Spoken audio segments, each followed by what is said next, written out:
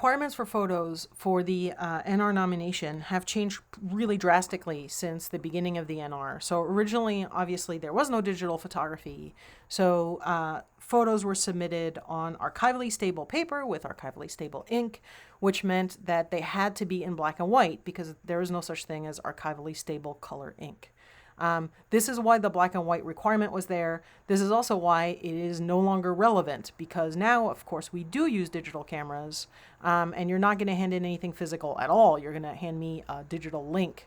So the rules have changed drastically. Now, what this means is that you're going to want to start with a good digital camera. And in all likelihood, that means not your phone, you guys. It means you're going to want to use one of the department's DSLRs, in part because the camera on your phone really doesn't want you to take photos in the format that is required, which is called TIFF.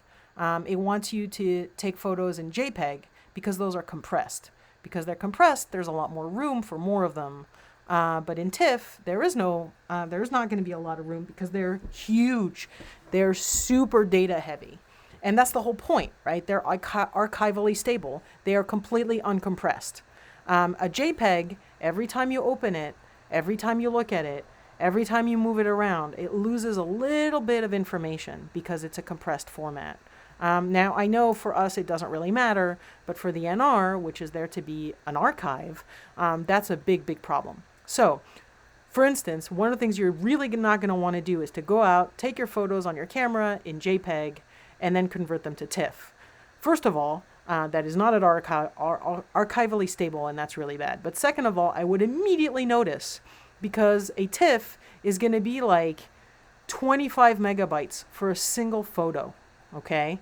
So don't go out and use your camera, your regular camera, and then convert the pictures. You have to take the camera from the department, or make sure if you do use your own camera to use the proper formatting when you take the picture. So you can take the picture in RAW or in TIFF. If you take it in RAW, then you have to export it into a TIFF. And again, I want to emphasize these pictures are going to be absolutely enormous, somewhere along 25 to 35 megabytes each. All right, so bear that in mind. The photos have to be named in the format I have listed here. In fact, I've copied and pasted this directly from the bulletin. So the state abbreviation underscore the name of the county. In our case, that is Fredericksburg City. We are not part of a county. Then underscore, then the name of the historic district, then underscore, then 0001. Then the next picture will be the same thing, 0002, and then subsequently the same. All right? So you need to take pictures exactly in that way. I would strongly recommend that you not wait. Go out, take the pictures now, have it done with, and that way you don't have to worry about it. If campus closes, whatever, you have the pictures done. The nomination also has to include a properly formatted photo log page, which is listed under your bulletin and explains exactly how to do the photo log. It's mostly like the date, where you took the picture, where you were facing, who took the picture, that kind of stuff. And this will include a keyed map, which I'm about to talk about as well. This means that when you go out and take those pictures, you should take a map with you and remember, write down where you are when you take that picture. That will make your life a lot easier when it's time to make the log page and the map.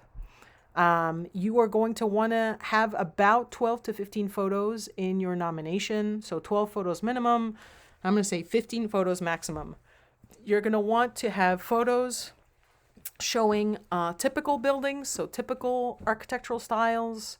So in our case, you would want at least a picture of a ranch with a garage, a picture of a ranch with a carport, a picture of a ranch that has not changed at all, a picture of a ranch that's been altered, then pictures of other major styles in the neighborhood, and the rest can be streetscapes, showing the typical streetscapes of the neighborhood. As I mentioned, you do need to include a photo map. You're going to take a base map, you're going to take your base map for the district for this, and then indicate with a number and an arrow where you took the picture, excuse me, and where you were facing. So here's an example.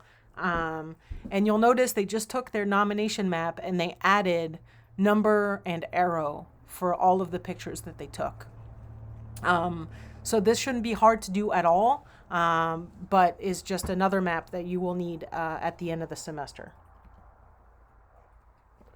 There are extensive instructions available on the National Park Service site on how to take these photos. Excuse me. But again, I don't really think that if you follow the instructions I've just given you here, it will not be challenging to do this. But if you have further questions, or if you are into photography, then you can learn a lot more about what the standards are on the NPS site. But again, these photos are not due right away. They're due with your nomination at the end of the semester. So to recap, I know we covered a lot of very technical pieces of the nomination today. When we talk about it next week, I'm going to go over exactly what the expectations are for your next assignment. None of these bits are really all that time consuming or really all that difficult. Basically, it's a couple paragraphs of text, a map, and coordinates. But we'll go over it together, so you don't need to worry about any of it. The only thing that I would recommend that you do at this stage is think about which part you might want to be in charge of and which part you'd rather not be in charge of, so that you can negotiate with your teammates.